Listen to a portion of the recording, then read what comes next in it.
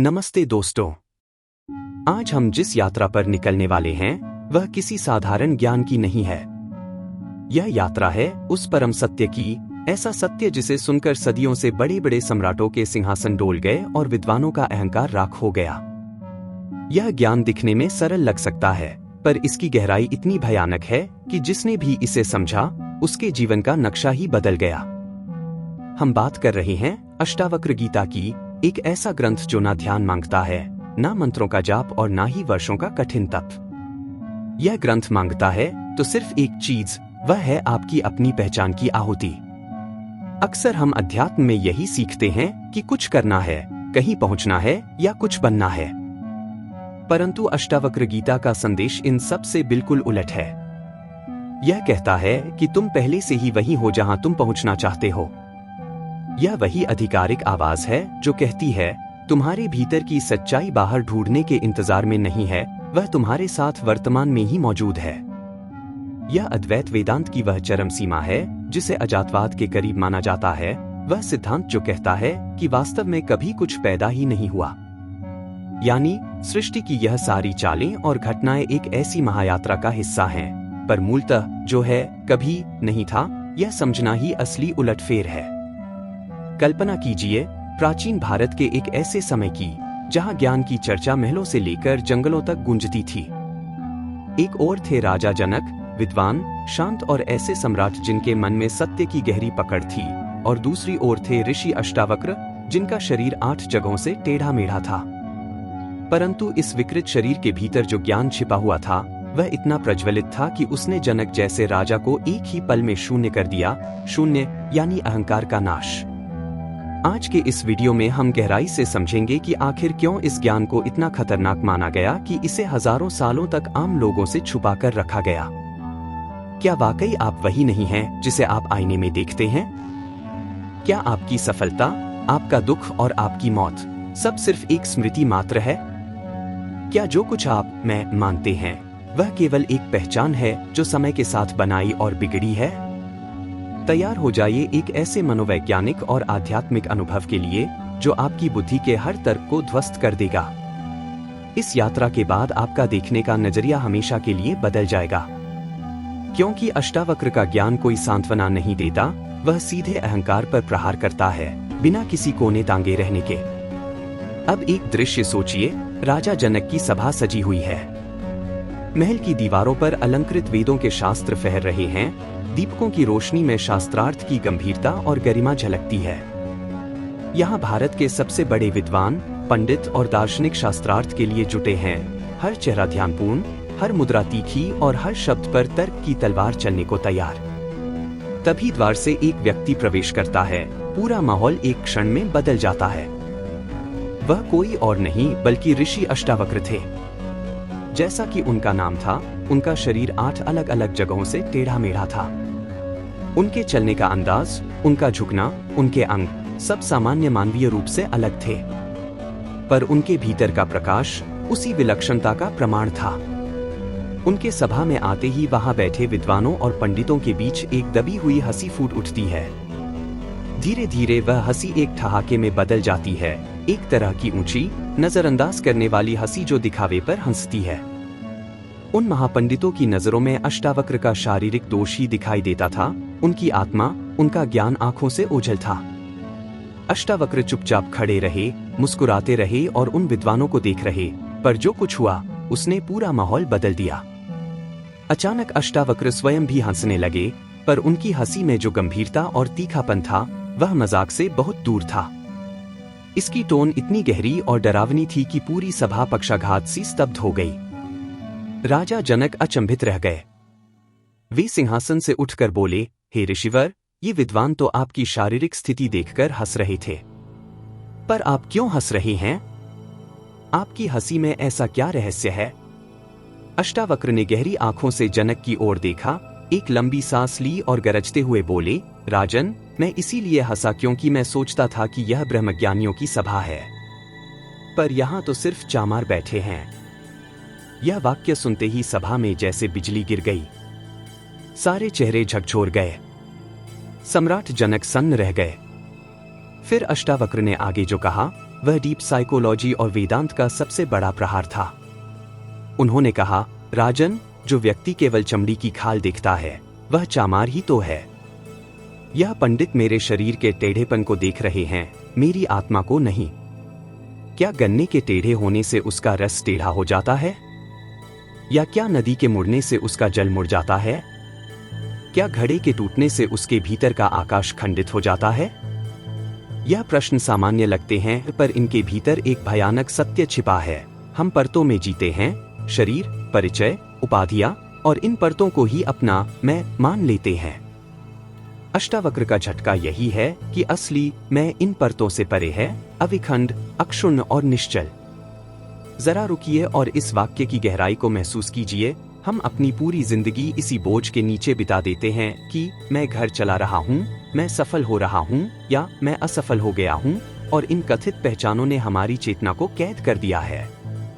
अष्टावक्र ने जनक से कहा, यदि देह पृथक कृत चित्त व्राम्यतिष्ठसि अधुन सुखी शांत बंध मुक्तुपविश्यसि, अर्थात यदि तुम स्वयं को इस शरीर से अलग करके अपनी चित्त यानी चेतना में विश्राम करो तो तुम इसी क्षण सुखी, शांत और बंधनों से मुक्त हो जाओगे। यह बात सुनने में सरल प्रतीत होती है, पर इसके भीतर का अभ्यास और अनुभव जीवन बदल देने वाला है। अष्टावक्र यहाँ अजातवाद की उस ऊंचाई पर हैं जहाँ वे कहते हैं कि वास्तव में कभी कोई कम हुआ ही नहीं। यह वह स्तर है जहाँ व्यक्ति का अहंकार पूरी तरह टूट जाता है और जो बचता है वह है सत्य चेतना, निरपेक्ष, अविनाशी। अष्टावक्र के प्रमुख विचार, उनके संवादों के मूल भाव और कैसे ये सिद्धांत आज के मनोवैज्ञानिक और आध्यात्मिक जीवन में प्रत्यक्ष रूप से लागू होते हैं।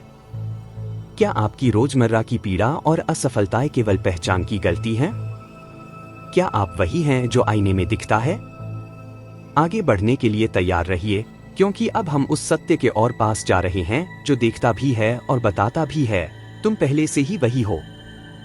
जब आप यह मान लेते हैं कि मैं कुछ करने वाला हूँ, उसी क्षण आप उस कर्म के फल यानी सुख और दुख के भागीदार बन जाते हैं। यह मान्यता ही आपकी बेड़ियों की पहली कड़ी है। लेकिन जिस पल आप केवल एक साक्षी बन जाते हैं, उसी पल आप मुक्त हो जाते हैं। अब एक दृश्य की कल्पना करें। प्राचीन पांडुलिपि के पीले पड़ चुके पन्नों पर एक चित्र उभरता है। एक हाथ आग को छू रहा है, लपटें तेज हैं, चमकदार हैं, भयावह है। लेकिन वह हाथ चल नहीं रहा। क्यों? क्योंकि वह हाथ वास्तविक नहीं है, वह केवल एक प्रतिबिंब है। अष्टावक्र जनक को समझा रहे थे, जैसे दर्पण में दिखाई देने वाली आग कमरे को नहीं जलाती, वैसे ही संसार के कर्म आत्मा को स्पर्श नहीं करते। कर्म घटित होते हैं, पर आत्मा अछूती रहती है। संसार चलता है, पर सत्य स्थिर रहता है। फिर अष्टावक्र ने वह वाक्य कहा जो सुनने में साधारण है, पर भीतर से पूरा अस्तित्व हिला देता है। धर्मा धर्मो सुखं दुःखं मांसानि न ते विभो, न कर्तासि न भोक्तासि मुक्त एवासि सर्वदा। अर्थात धर्म और अधर्म, सुख और दुख, यह सब केवल मन के खेल हैं, तुम्हारे नहीं। तुम न करता हो और न ही भोगता, तुम तो सदा से मुक्त ही हो। यह सुनते ही जनक का पूरा अस्तित्व कांप उठा। सोचिए, एक राजा जिसका जीवन ही करने पर टिका है। निर्णय लेना, युद्ध करना, दंड देना, न्याय करना, साम्राज्य चलाना। और उसके सामने एक ऋषि खड़ा होकर कह रहा है, यह सब एक नाटक की तरह हो रहा है। तुम इसके पात्र नहीं हो, तुम इसके दर्शक हो। यह ज्ञान केवल आध्यात्मिक नहीं है, यह आज के युग में हमारे तनाव का सबसे बड़ा इलाज है। हम तनाव में इसलिए हैं क्योंकि हमें लगता है सब कुछ मुझे ही करना है। अष्टावक्र कहते हैं, सब कुछ हो रहा है, तुम बस देखो। यहाँ अष्टावक्र हमें साक्षी भाव की वह तकनीक दे रहे हैं जहाँ हम अपने विचारों, अपनी भावनाओं और यहाँ तक कि अपने शरीर के दर्द को भी एक दूरी से देख सकते हैं। यह मिस्टिकल साइंस का वह हिस्सा है जहाँ इंसान अपनी सीमाओं को तोड़कर अनंत हो जाता है। अब पांडुलिपि के पन्नों पर एक धुंध छाने लगती है। राजा का महल, उसकी सेना, उसका वैभव, सब धीरे धीरे धुंध में घुलने लगते हैं। और अंत में केवल एक गहरा अथाह नीला आकाश बचता है। अष्टावक्र जनक से कहते हैं, तुम वह आकाश हो। बादल आते जाते हैं, विचार, कर्म, सुख, दुख, लेकिन आकाश वही रहता है। अब प्रश्न आपसे है, क्या आप इस बोझ को उतारने के लिए तैयार हैं? क्या आप यह स्वीकार करने का साहस जुटा सकते हैं कि आपकी सफलता और आपकी विफलता में आपका अहंकार केवल एक भ्रम है? अष्टावक्र का यह ज्ञान कोई सांत्वना नहीं है। यह एक सर्जरी है जो आपके कर्तापन के अहंकार को काटकर अलग कर देती है। जनक को अब वह अमृत मिलने लगा था जिसकी तलाश में वे वर्षों से भटक रहे थे। लेकिन अभी एक और रहस्य बाकी था। अगर कोई करता ही नहीं है तो फिर इस साम्राज्य का क्या होगा? और यहीं से अष्टावक्र का अगला प्रहार शुरू होता है, पहले से भी ज्यादा भयानक। दोस्तों, क्या आपने कभी सोचा है कि जिस ज्ञान को परम सत्य कहा गया उसे दुनिया के सबसे ताकतवर राजा और सम्राट थर-थर क्यों कांपते थे? क्यों अष्टावक्र गीता को आम जनता के लिए नहीं बल्कि केवल उन लोगों के लिए सुरक्षित रखा गया जो अपना सब कुछ दांव पर लगाने को तैयार थे? इसका कारण है अहंकार की मृत्यु। एक राजा की पूरी सत्ता, उसका मान सम्मान, उसका साम्राज्य केवल दो शब्दों पर टिका होता है, मैं और मेरा। मैं राजा हूं, यह मेरा साम्राज्य है। अष्टावक्र ने इन्हीं दोनों स्तंभों को एक झटके में उखाड़ फेंका। उन्होंने जनक से कहा, जिस सिंहासन पर तुम बैठे हो वह उतना ही काल्पनिक है जितना सपने में देखा गया कोई महल। राजाओं के लिए यह ज्ञान आत्मघाती था। अगर एक योद्धा यह मान ले कि न कोई मारने वाला है और न कोई मरने वाला, तो वह युद्ध कैसे लड़ेगा? अगर एक सम्राट यह मान ले कि यह सारा ऐश्वर्य केवल माया है, तो वह कर कैसे वसूलेगा? अष्टावक्र का ज्ञान अजातवाद के उस शिखर पर है जहां वे कहते हैं, दुख का कारण समस्याएं नहीं है, बल्कि वह अहंकार है जो खुद को उन समस्याओं का केंद्र मानता है। राजाओं को डर था कि यदि उनके भीतर का कर्ता मर गया तो उनका राजपाट ढह जाएगा। यह डीप साइकोलॉजी का वह अंधेरा कोना है जहां इंसान अपनी पहचान खोने से डरता है। और सच कहें तो हम सब भी छोटे छोटे राजा ही हैं। कोई अपनी नौकरी का राजा, कोई अपने घर का, कोई अपने ज्ञान का। अष्टावक्र हमसे वह मुकुट छीन लेते हैं जिसे पहनकर हम खुद को दूसरों से श्रेष्ठ समझते हैं। अब एक और दृश्य की कल्पना करें। एक भव्य सुनहरी पांडुलिपि के पन्ने पर विशाल हाथी, सेना और वैभव चित्रित है। लेकिन जैसे जैसे अष्टावक्र के शब्द गूंजते हैं, वह स्याही धीरे धीरे पन्ने से बहने लगती है और अंत में केवल एक कोरा कागज बच जाता है। यही वह सत्य है जिससे सत्ताधारी डरते थे। अष्टावक्र ने जनक को चेताया था, सत्य सांत्वना नहीं देता, वह आपको नंगा कर देता है। वह आपके उस सुरक्षा कवच को तोड़ देता है जिसे आपने वर्षों की मेहनत से बनाया है। यही कारण है कि अष्टावक्र गीता को खतरनाक माना गया। यह संन्यास की बात नहीं करती, यह अस्तित्व के विसर्जन की बात करती है। राजाओं के लिए यह ज्ञान उनके साम्राज्य की नींव में रखे विस्फोटक की तरह था। लेकिन जनक जैसे विरले साधक ही थे जिन्होंने इस शून्य में उतरने का साहस दिखाया। आज के दौर में जब हम अपनी छोटी सी हार या असफलता से टूट जाते हैं, तब अष्टावक्र का यह डरावना ज्ञान ही हमें सबसे बड़ी राहत देता है। क्योंकि जब कुछ मेरा है ही नहीं तो खोने का डर कैसा? जब मैं कुछ करने वाला हूं ही नहीं तो विफलता का बोझ कैसा? दोस्तों, अष्टावक्र और राजा जनक का यह संवाद केवल एक प्राचीन कहानी नहीं है। यह आपके और मेरे अस्तित्व का सबसे गहरा सच है। वीडियो के अंत तक पहुंचते पहुंचते जनक को वह मिल गया था जिसे दुनिया की कोई भी दौलत नहीं खरीद सकती, सहज समाधि। जनक ने महसूस किया, वे न राजा हैं न शरीर, वे वह अनंत आकाश हैं जिसमें यह पूरी सृष्टि एक छोटे से बादल की तरह तैर रही है। अष्टावक्र गीता का अंतिम संदेश बहुत सरल है। तुम अभी मुक्त हो, बस मान लो। यह संदेश उन लोगों के लिए चुनौती है जो खुद को अपनी समस्याओं, अपनी पहचान और अपने अतीत से बांधकर रखते हैं। अष्टावक्र हमें सिखाते हैं, जैसे पानी की लहर समुद्र से अलग नहीं है, वैसे ही आप ब्रह्मांड से अलग नहीं हैं। यह पूरी यात्रा प्राचीन पांडुलिपि शैली के दृश्यों के माध्यम से आपको उसी कालखंड में ले जाने का प्रयास थी, जहां सत्य को तर्क से नहीं, अनुभव से समझा जाता था। अष्टावक्र का यह ज्ञान हमें आधुनिक जीवन की भागदौड़ और तनाव के बीच एक ऐसा मौन देता है जो कभी भंग नहीं होता। तो अगली बार जब आप खुद को अकेला, छोटा या असफल महसूस करें, ऋषि अष्टावक्र के इन शब्दों को याद रखिएगा। तुम साक्षी हो, तुम चैतन्य हो, तुम पूर्ण हो। अब प्रश्न यही है, क्या आप इस शून्य को स्वीकार करने का साहस रखते हैं? हमें कमेंट्स में बताइए, अष्टावक्र की किस बात ने आपके नजरिए को सबसे ज्यादा बदला। अगर यह गहरा आध्यात्मिक विश्लेषण आपको छू गया हो, तो इसे उन लोगों के साथ साझा करें जो सत्य की खोज में हैं। यह कोई साधारण उपदेश नहीं था। यह अहंकार की मृत्यु का आमंत्रण था। यह अष्टावक्र का पहला प्रहार था उस अहंकार पर जो खुद को शरीर मानता है। हमारे जीवन में भी हम अक्सर लोगों को उनके चेहरे, उनके कपड़ों या उनकी शारीरिक बनावट से तौलते हैं। अष्टावक्र यहाँ हमें समझा रहे हैं कि जिसे हम मैथ कहते हैं, वह इस चमड़ी के लिबास के बहुत पीछे छिपा है।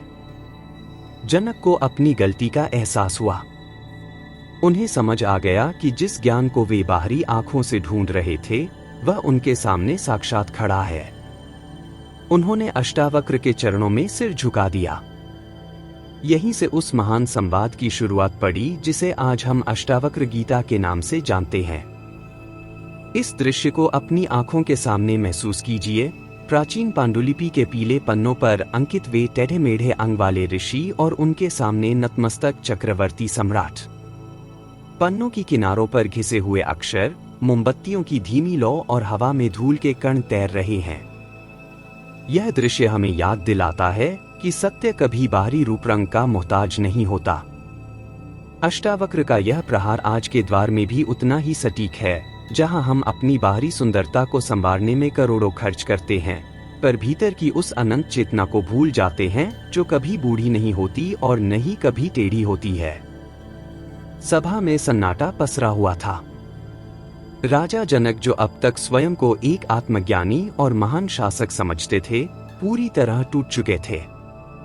अष्टावक्र के एक ही प्रहार ने उनके अहंकार की नींव हिला दी थी। जनक समझ गए थे कि ज्ञान किताबों में नहीं, बल्कि इस अनोखे ऋषि की आंखों में है। उन्होंने अपना मुकुट किनारे रखा और अष्टावक्र के चरणों में बैठकर वह प्रश्न पूछा जो हजारों सालों से हर साधक के मन में गूंजता रहा है। हे प्रभु, ज्ञान कैसे प्राप्त होता है? मुक्ति कैसे मिलती है? और वैराग्य कैसे प्राप्त किया जाता है? मुझे वह मार्ग बताइए जहां से पीछे लौटने की जरूरत न पड़े। यह कोई साधारण प्रश्न नहीं था। यह एक सम्राट की तड़प थी, महलों के ऐश्वर्य के बीच भीतर से खाली महसूस करने की करा। अष्टावक्र ने जनक की ओर देखा। उनकी आंखों में करुणा थी, पर वाणी में बिजली की कड़क थी। बिना किसी भूमिका के सीधे सत्य पर प्रहार करते हुए वे बोले, यदि मुक्ति मिच्छश्चेतात विषयान विश्वतज क्षमार्जया सत्यमपि उपवद्भज। अर्थात, यदि तुम वाकई मुक्ति चाहते हो तो इंद्रियों के विषयों यानी बाहरी आकर्षणों, वासनाओं और वस्तुओं के मोह को विष की तरह छोड़ दो और क्षमा, सरलता, दया, संतोष और सत्य को अमृत की तरह ग्रहण करो। यहाँ रुककर जरा सोचिए। अष्टावक्र ने यहाँ किसी मंदिर जाने, माला फेरने या कठिन व्रत रखने की बात नहीं की। उन्होंने सीधे त्याग की बात की। एक राजा के लिए, जिसके पास दुनिया की हर सुख सुविधा मौजूद हो, वस्तुओं को विष कहना कितना डरावना रहा होगा। यह वही जगह है जहां हम अपनी पहचान उन चीजों से जोड़ लेते हैं जो हमारे पास हैं। अष्टावक्र कह रहे थे कि जब तक तुम अपनी पहचान अपनी संपत्ति और सत्ता से जोड़कर रखोगे, तुम कभी मुक्त नहीं हो सकते। अष्टावक्र का अगला वाक्य और भी तीखा था। उन्होंने कहा, न पृथ्वी न जनागरणम वायुर्न वा भवान ऐसाक्षण आत्मानम छिद रूपम विद्यमुक्तः।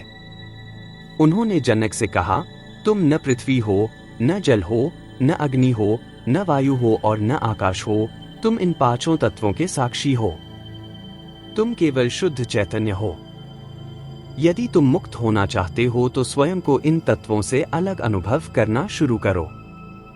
यह अष्टावक्र का प्रथम प्रहार था। उन्होंने जनक के उस भ्रम को जड़ से काट दिया कि वे एक शरीर है। सोचिए, एक ऐसा राजा जिसे हर रोज आईने में अपना भव्य रूप देखने की आदत हो, उसे बताया जा रहा है कि वह यह शरीर ही नहीं। यह वही अद्वैत वेदांत की स्थिति है जहां व्यक्ति स्वयं को ब्रह्मांड की अनंत चेतना के रूप में देखना शुरू करता है। इस दृश्य को अपनी कल्पना में लाएं। प्राचीन पांडुलिपि के फटे हुए कोनों पर अंकित एक प्रज्वलित अग्नि जो धीरे धीरे राजा के महल को लपेट रही है, और बीच में शांत बैठे ऋषि। यह अग्नि ज्ञान की अग्नि है जो दिखावे की लकड़ी जला देती है और केवल असली को छोड़ देती है। अष्टावक्र जनक को समझा रहे थे कि वैराग्य का मतलब जंगल भागना नहीं है, बल्कि इस बोध में ग्रहण है कि मैं इस दृश्य जगत का हिस्सा नहीं, बल्कि इसे देखने वाला दृष्टा हूँ। अष्टावक्र का ज्ञान एक झटके में सब कुछ छीन लेता है। वे सांत्वना नहीं देते, वे सत्य को नंगा कर देते हैं। उन्होंने जनक से कहा, मुक्ति कहीं और से नहीं आएगी, वह तुम्हारे भीतर पहले से मौजूद है। बस तुम्हें उस झूठ को छोड़ना होगा जिसे तुमने सच मान लिया है। जनक के लिए यह अनुभव ऐसा था जैसे किसी ने गहरी नींद में सोए व्यक्ति पर ठंडा पानी डाल दिया हो। वे कांप रहे थे, लेकिन उनकी आंखों में एक नई चमक आ रही थी।